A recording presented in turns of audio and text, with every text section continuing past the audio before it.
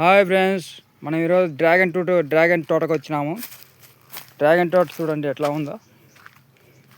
మధ్యలో కొబ్బరి చెట్లు, డ్రాగన్ తోట తన్నీటిగా ఉంది. ఇంకా కాయలకు రాలేదు, కాయలకు వస్తుంది.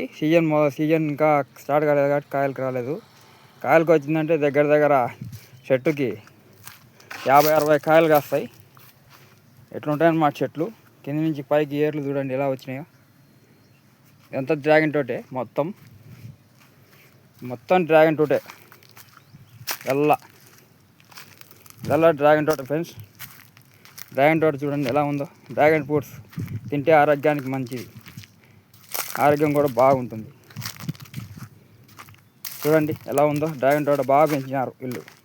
ఇది ఎర్రగుంటకి పోయే దావలో ఉంది ఫ్రెండ్స్. మీకు ఎవరికైనా కాయలు కావాలంటే సిరివెల్ల నుంచి ఎర్రగుంట పోయే దావలో కాయలు అమ్ముతారు.